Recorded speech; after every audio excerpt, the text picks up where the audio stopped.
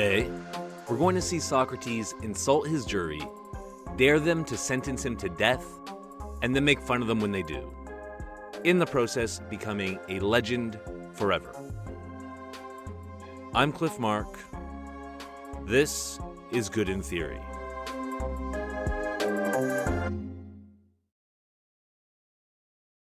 Last episode, we covered the first half of Plato's Apology. And to summarize what happened briefly, Socrates gets up on stage to defend himself against charges of impiety and corrupting the youth, and he says, more or less, these charges are ridiculous, they're just rumors started by my haters, and my haters hate me because I've been making them look stupid. And speaking of stupid, have you met my accuser Meletus? And then he calls up his accuser Meletus, interrogates him for a little while, catches him in some contradictions, and we are going to pick up the story today, right at the end of Meletus and Socrates' exchange. The format is going to be the same. I'm going to paraphrase the text and then break in every so often to explain what's going on. The first paraphrase today covers a lot of ground. It goes from the conversation between Socrates and Meletus right to the end of the defense speech. So let's get back to Socrates' apology.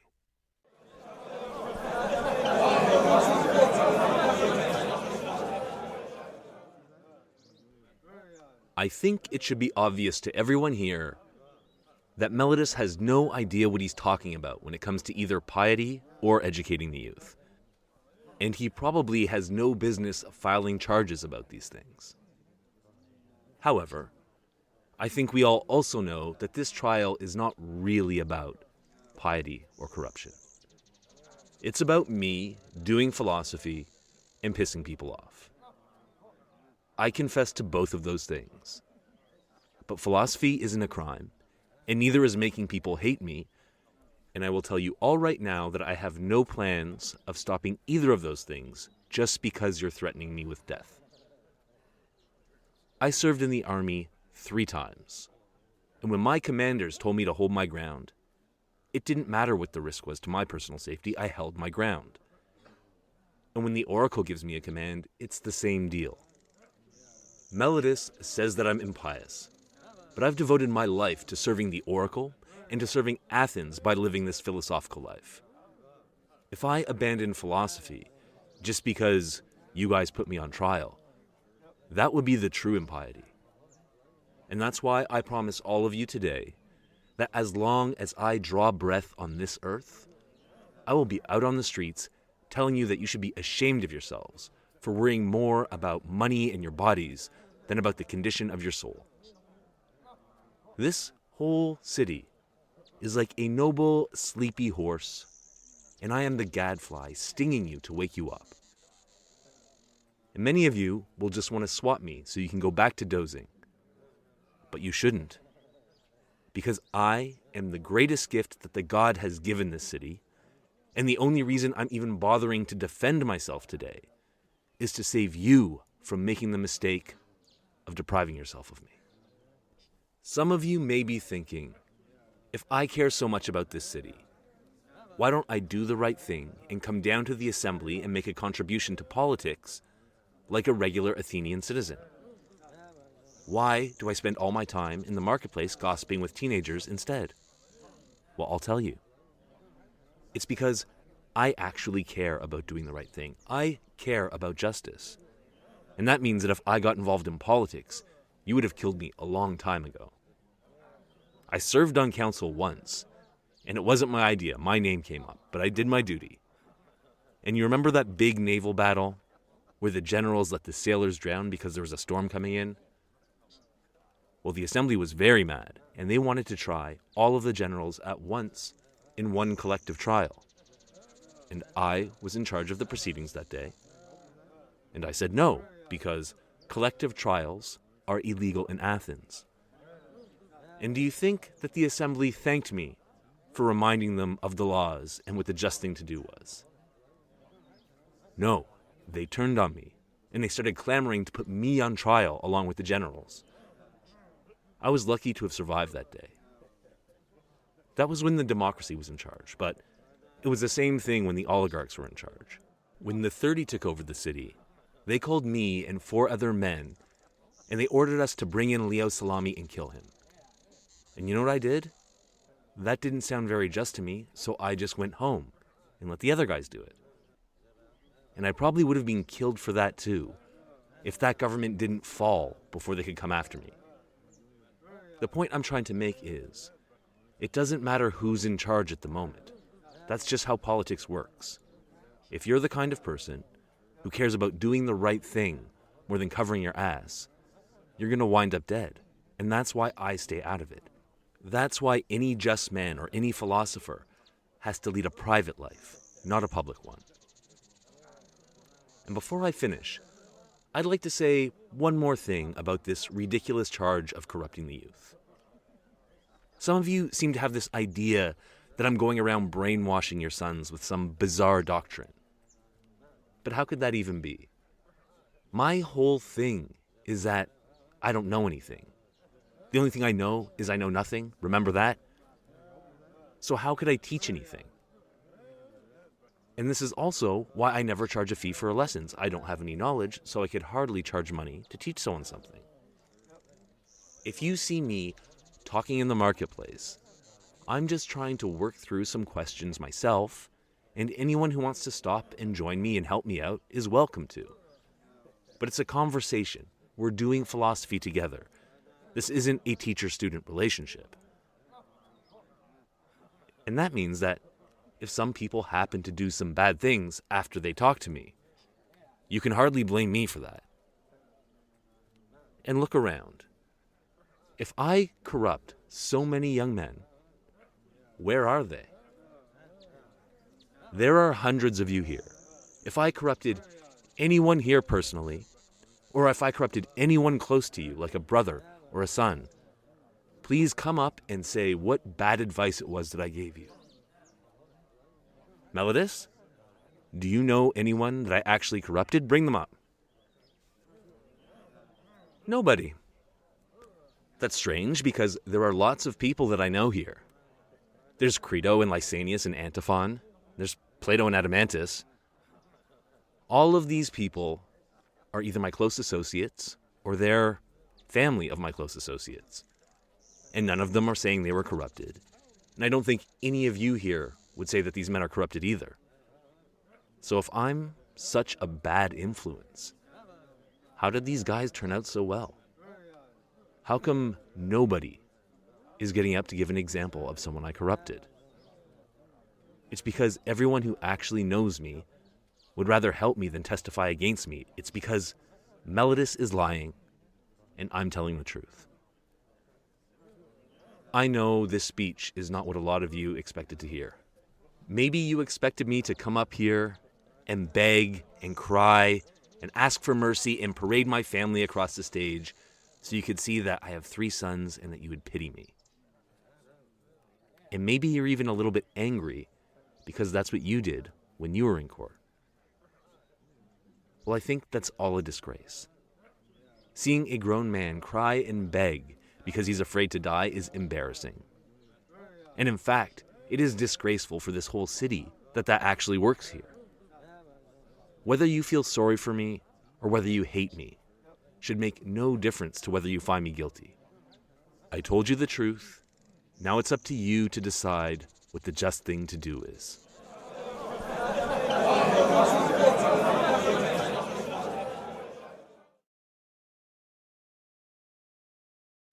And that is the end of Socrates' defense speech.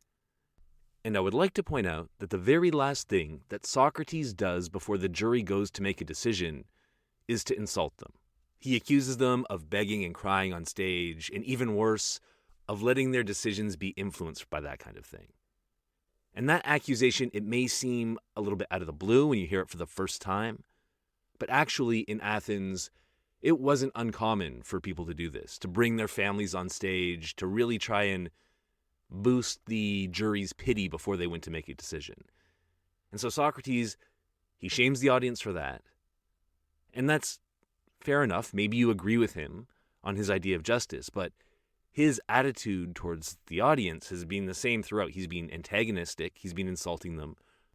if you think about that argument he makes about politics, about how people in politics are so paranoid and stupid that they're a danger to any person of integrity, well, Socrates, he's not referring to some separate class of politicians. There are no fat cats down in Washington, in Athens. Athens is a direct democracy. That means his fellow citizens are the politicians he's talking about. It's the same people who are sitting on the jury. So he's calling them stupid and paranoid and a danger to every person of integrity. It seems like the whole vibe of Socrates' defense is that, I've spent my whole life trying to help yank your heads out of your asses, and this is how you thank me. This is not the approach of a man who's trying to endear himself to the jury. I wouldn't do this if I was on trial and wanted to live. If I was on trial for something that I thought was based on rumors that had fooled a lot of the jury, I would give the jury an out. I would say, you've been deceived by some very clever people. Anyone could have believed it, but nonetheless, these charges are not true. Socrates' approach is more like, these charges are transparently idiotic, and so is anyone who believes them. So what is going on? Why is Socrates being such a jerk to the jury? Some people, they think that it's a kind of suicide by jury, that Socrates is just done with living, and so he's trying to annoy the jury into killing him. And I agree that for sure Socrates is not doing everything he can to stay alive. I think there's more going on here than a straight-up suicide. And the best way I can explain what I think is going on is to consider two different components of a court defense. Two different cases you have to make, two different goals that you have if you're trying to be found innocent. So the first thing you have to do is build a substantive case. This is where you use arguments and facts to try to show that you are innocent, that you didn't do the thing. The other case you have to make is a rhetorical case or an emotional case. And this is where you win the jury over to your side so they're no longer in a mood to punish you. Obviously, these two things are related because if they think you didn't do it, they'll probably be more sympathetic to you. And if they are feeling sympathetic towards you, they're more likely to think that you didn't do it. However, they're two distinct things. But if you're actually on trial, you want to do both. You want to make a rational case that you didn't do it, but you also want them to like you so they don't want to kill you. You make an emotional case, and you make a substantive case. And that's what makes Socrates' defense weird. He doesn't do both. He does make a substantive case for his innocence. His accusers make out like he's corrupting the youth by filling their heads with all these impious ideas. And Socrates is saying, no, you've got it wrong. If you took the time to listen to what I'm actually doing, it's not that at all. First of all, I was commanded to do this by the oracle, so it's pious, not impious. Second of all, as a gadfly, I'm trying to wake people up and make them more virtuous. Therefore, even though it's annoying to some people, it's supposed to make people better, not corrupt them. I'm serving the city. My trolling is a patriotic public service. And what evidence does Socrates give for this? Well, he admits that it's tough because he has years and years of rumors working against him, and he only has a limited time to try to prove them wrong. It's a little bit his word against the rumors that people have been spreading. But he does say that anyone who knows him will say that it's true. And he points out several times throughout the trial that there are no actual witnesses to confirm the crimes that he's accused of. It's all hearsay. This is a decent defense, I think. I don't think Socrates is straight up trying to commit judicial suicide here. However, when it comes to the other part of his defense, his rhetorical, emotional case, it really doesn't seem like he's trying to win over the jury. Josiah Ober is a Plato scholar whose research I used when I was writing these pods. And he says that at the trial, Socrates, the gadfly, was giving his last best sting. And so the point of the gadfly thing is that Socrates stings people by pointing out the contradictions in their thinking, their actions, their speech, the ways that they're hypocrites and don't really live up to what they say they believe. And so when Athens put Socrates on trial, Socrates turns the table and he puts Athens on trial. He starts critiquing the city, and the main target is Athenian justice. And I think that last little rant he does about how pity and the other emotions should not matter to justice, that's kind of the main critique. He's saying, look, Athens, if you really wanted justice, you'd go by reason, facts, and arguments alone. Feelings are extraneous. And here, Socrates is kind of stating the obvious. I think nobody would disagree with him. Not really today, and not really in Athens. Nobody would stand up and say, no, Socrates, facts and reason don't matter. Only our feelings matter. But that's where the sting comes in. Socrates is pointing to the contradiction between what everyone says is true, that facts and reason matter to justice, and how things actually work. Because Socrates is saying that how things actually work is that in Athens, instead of carefully evaluating reason and fact, they just call in a huge mob of randoms who know nothing about the actual case or nothing about the issues involved, and their heads are already filled up with rumors that have no witnesses to back them up, and then they make their decisions in a single afternoon based on completely irrelevant factors like personal resentment toward Socrates, which speakers are best at rhetoric, whether they find Socrates annoying or not, and whether or not he cries and begs. These people, Socrates says, are relying purely on the rhetorical emotional side of the case, the irrelevant side, and they ignore what really matters to justice, like reason, truth, and argument. They're all feelings, no facts.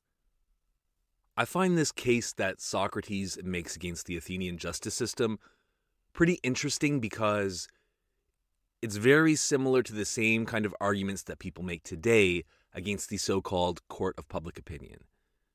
People say it's unfair to be tried in the court of public opinion because people just rely on emotions, rumors, their pre-existing opinion of the people who are involved. And this critique makes sense in Athens because their legal system actually is organized a lot like a court of public opinion. It's just a bunch of random people deciding in a single afternoon based on a couple of speeches. And so a lot of the procedural rules and complications of modern justice systems are meant to avoid this kind of thing. Anyway, Socrates is criticizing Athens. He's stinging them, pointing out their failures and hypocrisies. But it's also kind of a test. It can go one of two ways, just like when Socrates is trolling people in the marketplace. Because there's two basic responses that you can have if someone shows you that you're wrong or ignorant about something, which is Socrates' whole deal. So you can stop, realize that you're wrong about something, and then you can think about revising your beliefs or your actions. You can do a little bit of work on yourself. And some people do respond to Socrates this way. Some people like to be shown that they're wrong. Think of that fun, mind-blown feeling that you get if someone shows you that something that you always thought was true is actually different from what you thought it was. And this can motivate people to want to learn more. And people who have these kinds of reactions, they become Socrates' friend. But the other response that people tend to have when someone points out their ignorance is to get defensive and to deny it and dig in and attack whoever made them feel bad by pointing out their ignorance. And that's what Socrates' haters do. So his whole life, Socrates is doing this gadfly thing to Athenians one by one, showing them that they're stupid, and then they either learn something from him and become his friend, or they hate him and become his enemy.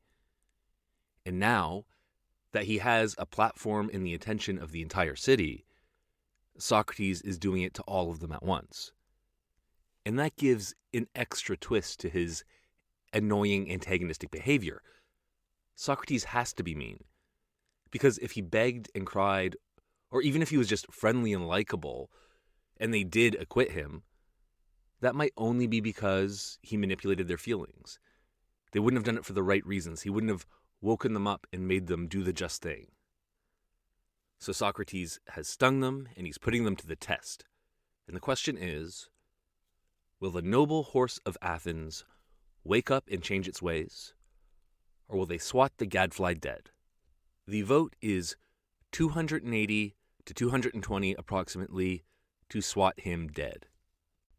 That's the big decision. Socrates is found guilty. But it's not quite the end of the dialogue, because after the verdict in Athenian trials, there is also a sentencing portion. And how it works is that the accuser gets to pick a punishment that they think is appropriate, and then the defendant gets to propose an alternative punishment that they think is appropriate. And then the jury gets to pick which one they want to do, and the idea is you get more moderate sentences at the end. In this case, Meletus proposes the death penalty, and then Socrates gets up to give this counter-assessment.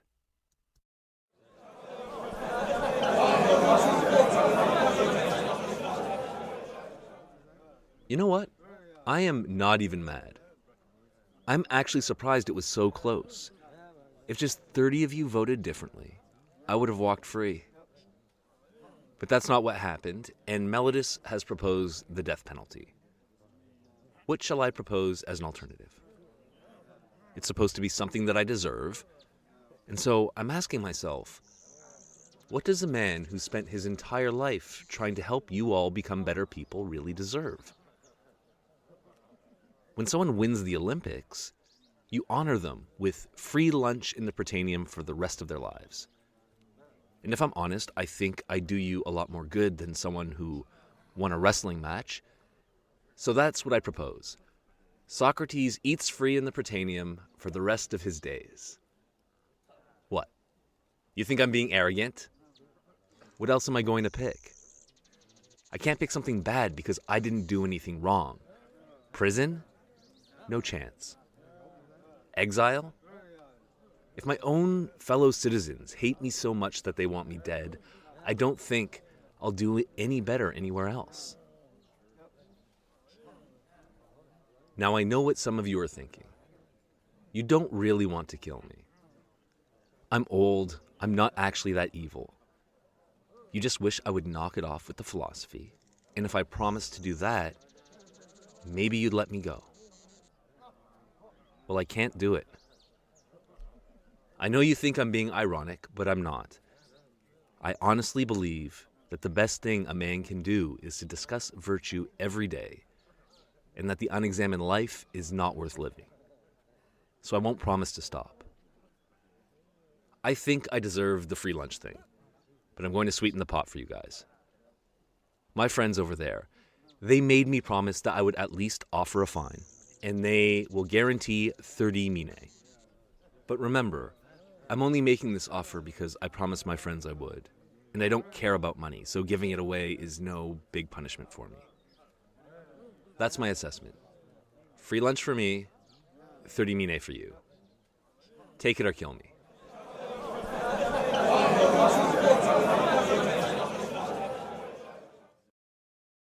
I love this part of the apology.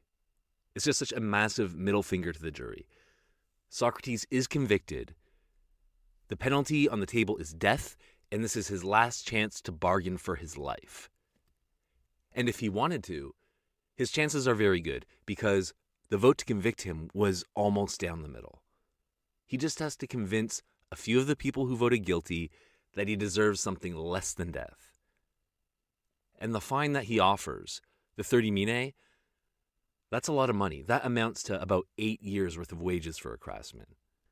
There's no way of knowing for sure, but I really believe that if Socrates offered the exact same amount of money, but he got up and said, "I'm really sorry about all this, guys. I've been a real pain in the ass, and I see that now. Please accept this fine instead of killing me." I think the jury would have accepted it. But Socrates does the exact opposite of that. He gets up and says, "I'm not sorry at all. You should be sorry. And what I really deserve is to be honored by all of you with a state pension. Here's some money that I don't care about, and it's not my money anyway, and if you take it, I'm going to walk out that door and start telling you how stupid you all are this afternoon." I'm not sure if Socrates was trying to be found guilty, but once he was found guilty, he was not trying to live. And this last little screw you apparently hit home because when the jury voted on a punishment, more of them voted to kill Socrates than originally voted to find him guilty in the first place. That means that there are people in the audience who 5 minutes ago voted that they thought he was innocent and were ready to let him go, and they heard this little speech and decided, let's kill him anyway. Now, the final part of the dialogue happens because the bailiff isn't ready to take Socrates away, and so he just gets a chance to stand up there and address the audience one last time.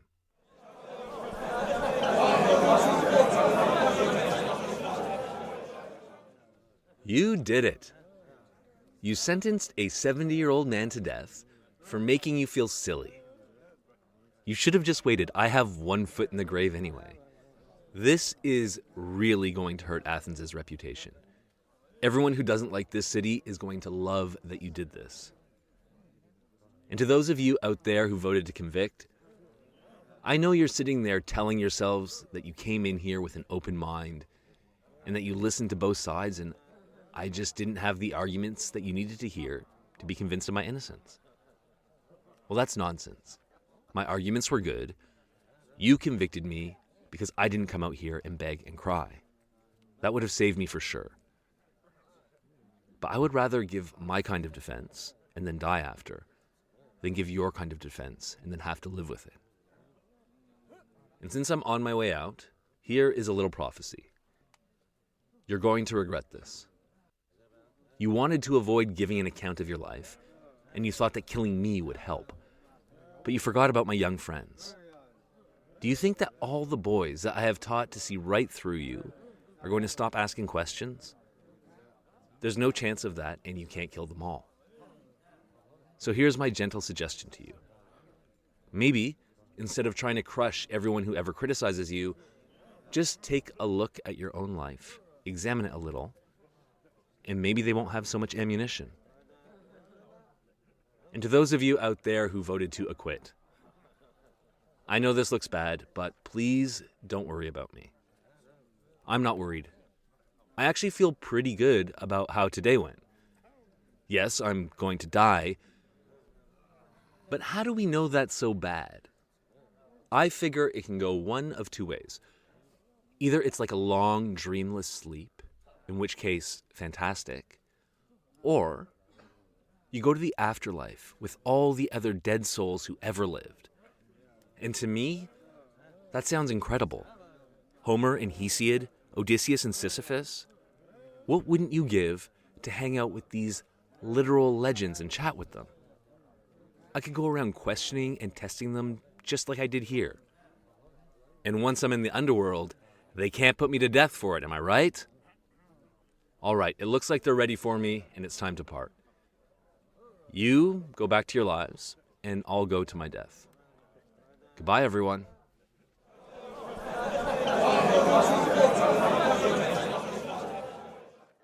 And that is Socrates' defiant last stand, the end of Plato's Apology.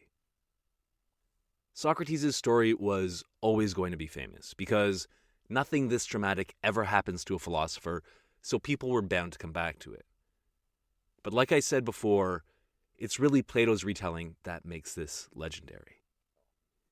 You've got Socrates. Annoying? Absolutely. But he's utterly committed to his philosophical mission.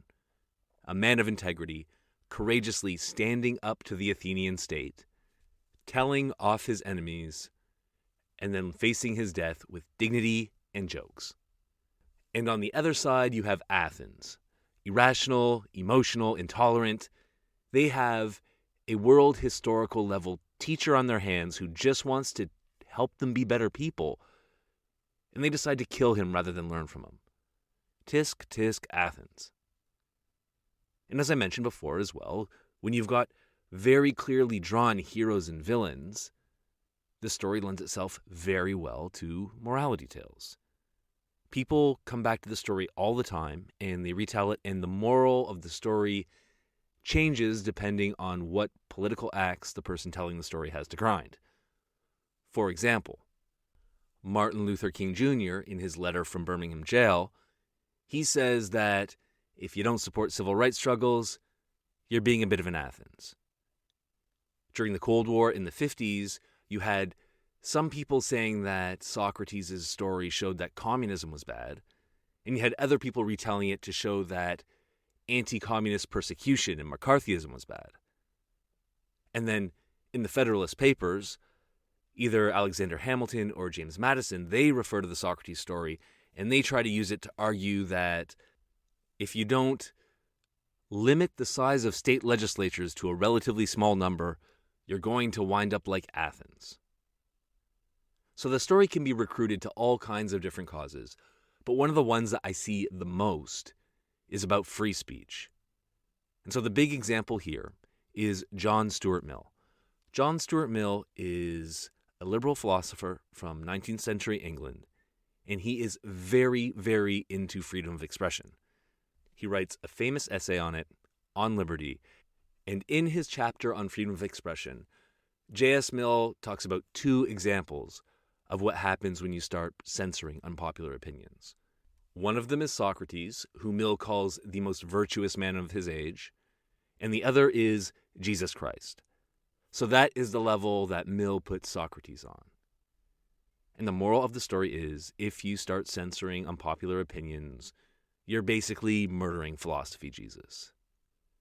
Now, I don't have a big problem with freedom of expression, but this is one-sided. This is a polemical point that Mill is making.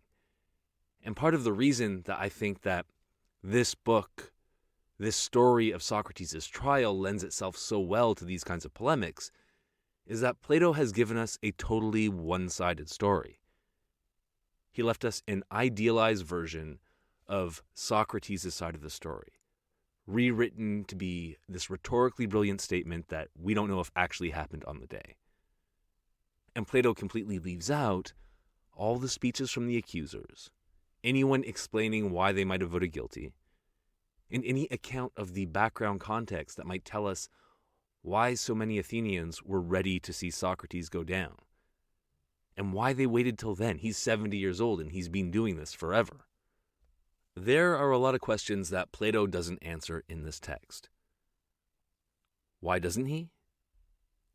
There are a lot of possible reasons. I don't know for sure. One reason could be that he's still mad at Athens for killing his teacher and he doesn't want to give them the airtime. Another is that at the time when he's writing it, he's running his own philosophy school in Athens, so he has a personal interest in publicly making the case that you shouldn't kill philosophers. But then there's also the fact that when Plato's writing, he knows that everyone in his audience, all of his readers, are already going to know what happened. Because Socrates' trial was this massively well-known public event, so when Plato publishes a book on it, he's not the only one writing about it. Everyone knows what happened, so he can put his piece out there and people can fill in the rest themselves. But we, the readers in the 21st century, do not necessarily know this context. We don't know the other side of the story. And I think it's really important that we look into it at least, because if you can imagine a person today who is angry that they're being silenced, that they're being told that they shouldn't say whatever they're saying, I would be completely unsurprised if they gave exactly the same defense that Socrates did.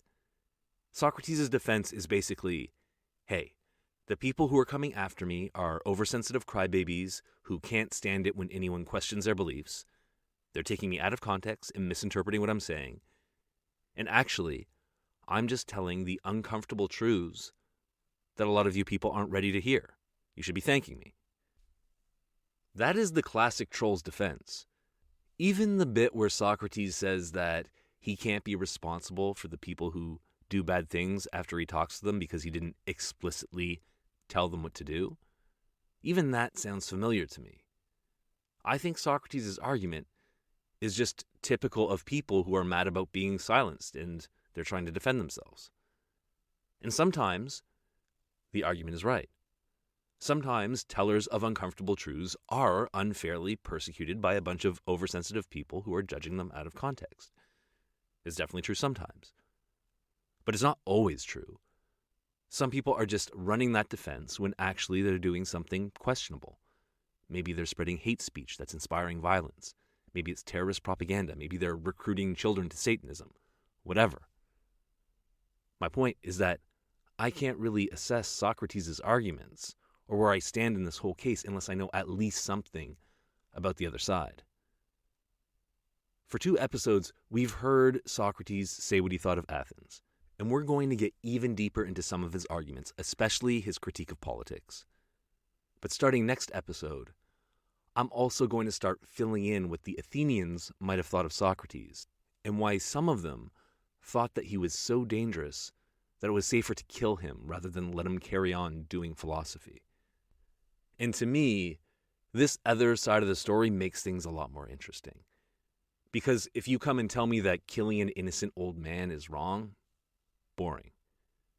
But if you tell me you have a good argument that killing philosophy Jesus is actually the right thing to do sometimes, well, I'll listen to your argument.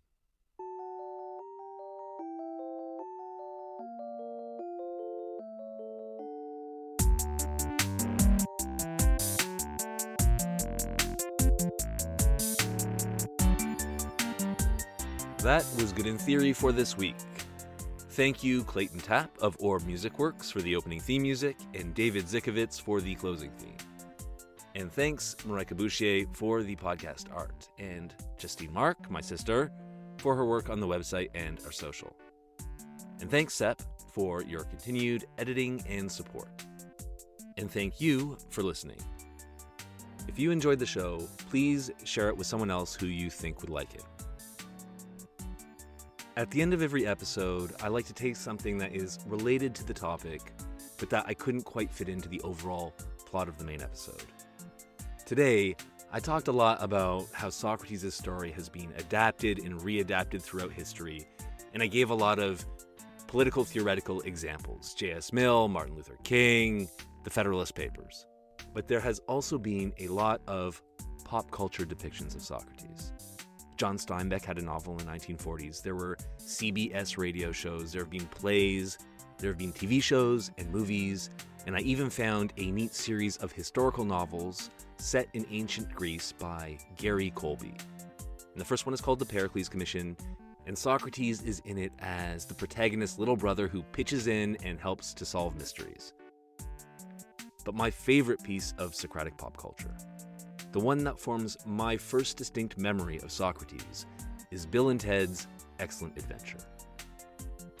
It's a 1989 comedy, and if you don't know this movie, it is key cultural content.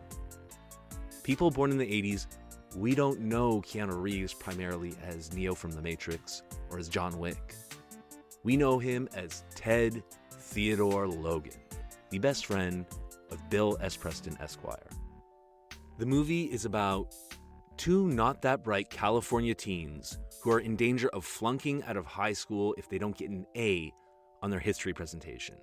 But then, comedian George Carlin turns up from the future wearing an oversized trench coat and wraparound sunglasses, and he's riding a time-traveling phone booth, and he gives the phone booth to Bill and Ted, and they travel through history and gather up all these historical figures that they're going to bring back to San Dimas to help them with their history presentation. Anyway, they go through the ages and they pick up Billy the Kid and Abe Lincoln and Genghis Khan and Joan of Arc and Napoleon, and of course, they stop in ancient Athens to pick up Socrates. The Socrates character in this movie, I rewatched it recently. He doesn't speak English, so he doesn't really have any lines. But he did stick in my head for the 30 years or so since I last saw the movie. So I'm going to recommend that you watch the trailer on YouTube and that you be excellent to each other. Thanks for listening.